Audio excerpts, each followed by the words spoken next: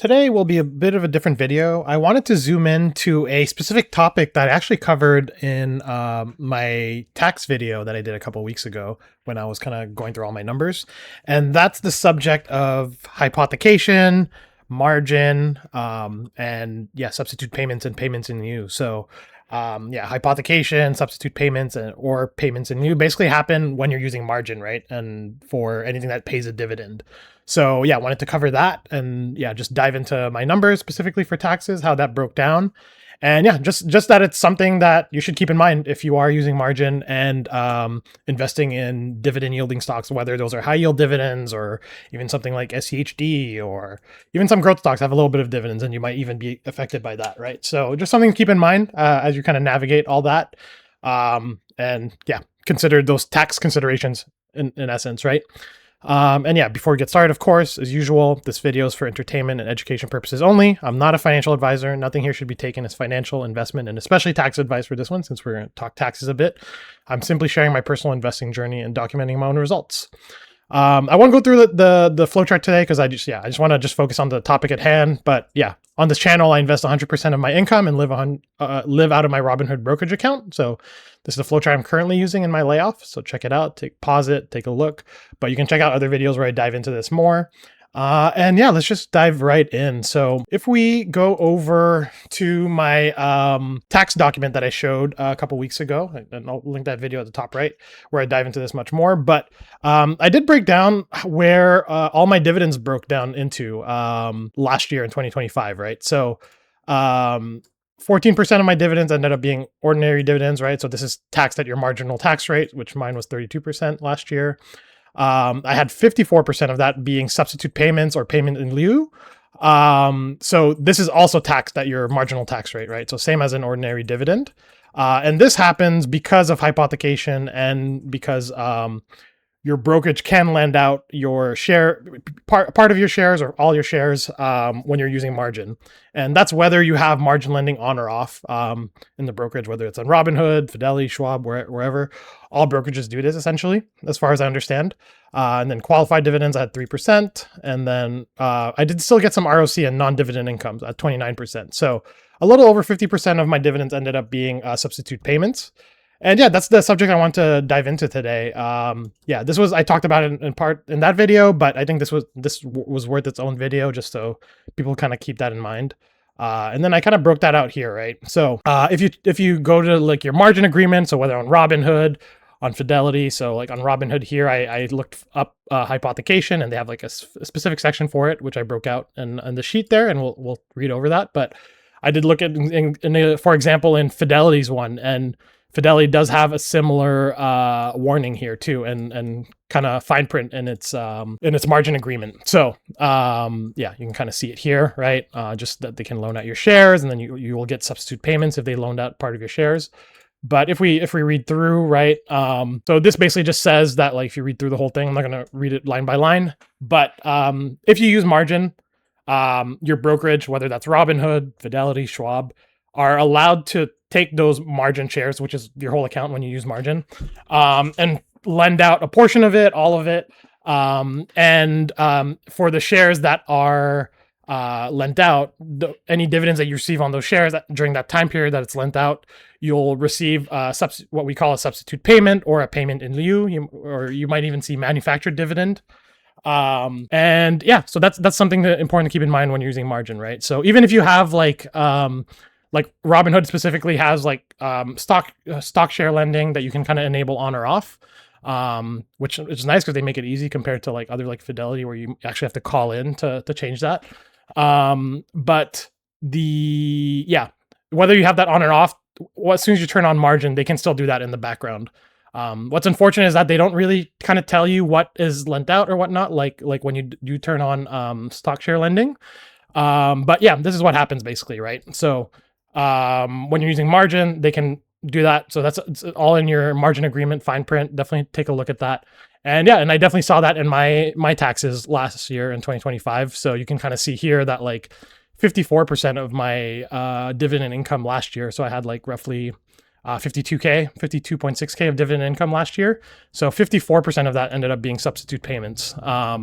So between ordinary dividends and substitute payments, like 68% of my dividends ended up being taxable at my full marginal rate. Qualified was like a normal 15%. Non-dividend income is basically tax deferred, right? And tax free for that year. So yeah, it's not all your dividends that get hypothecated.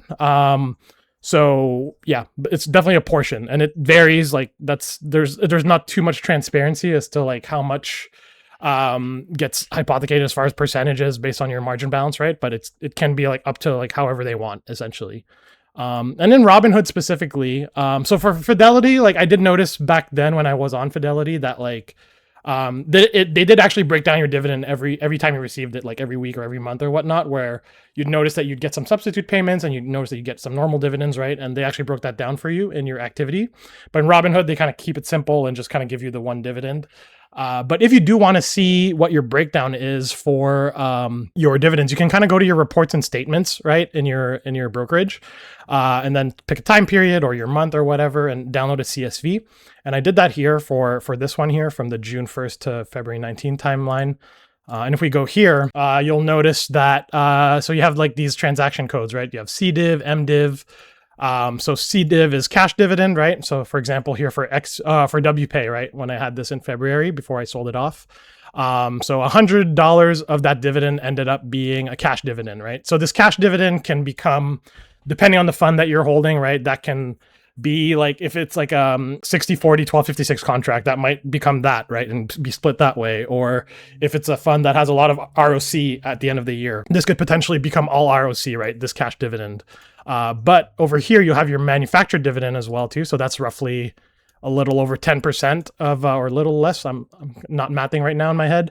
But no, it's probably 10%. Yeah. So 10% of the dividend ended up being a manufactured dividend. So this is what would be a substitute dividend or a payment-in-lieu, right? And this is basically because, yeah, it's like looking like 44 shares had been lent out of WPay, essentially by Robinhood, because I'm using margin. So basically $10 of my $110 dividend essentially became substitute payments in this case. So so really, like if you go over that, in this case, plus 110.44.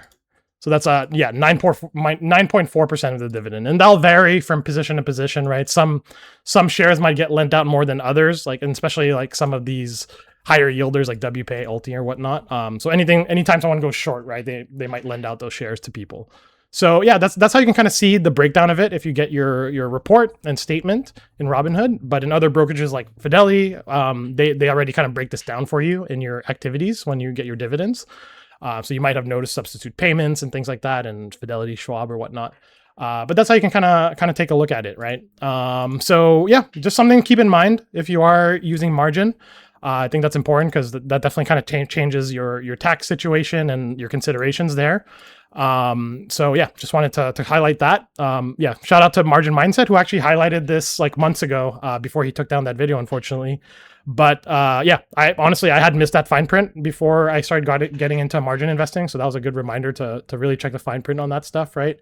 And yeah, luckily for me, given my tax situation and like I've kind of laid it all out, right, as far as my side business deductions, my carryover losses, my mortgage deductions, and all that stuff, right? I have a lot of stuff that kind of help offset my income that I got last year. So yeah, with all that, I actually got a 4.2K refund on my taxes. So yeah, luckily, despite having over 68% of my income being taxable, of that 52.6K, like I still ended up getting a refund, which is nice. So for me, at least long-term in my tax situation, I'm kind of happy to kind of continue with this hybrid strategy between growth and high yield income. Just because like I feel I have best of both worlds in my case, where I'm getting the growth that's helping offset some of that NAV erosion. And then also I do have that income to kind of cushion things and kind of gradually grow that to the monthly income that I need to replace my salary, right? So yeah, for example, in my layoff just now, right? Having that income every month kind of really helped cushion things and kind of made it so that I didn't have to sell any growth shares and things like that to kind of make up any income. So yeah, definitely very happy with that. But yeah, honestly, the pure growth and margin strategy is definitely a good one. And like the map kind of speaks for itself with that way. So like, yeah, shout out to Recycle Your Money too, who's doing that strategy and also kind of talked about substitute payments this week. Definitely check out his video.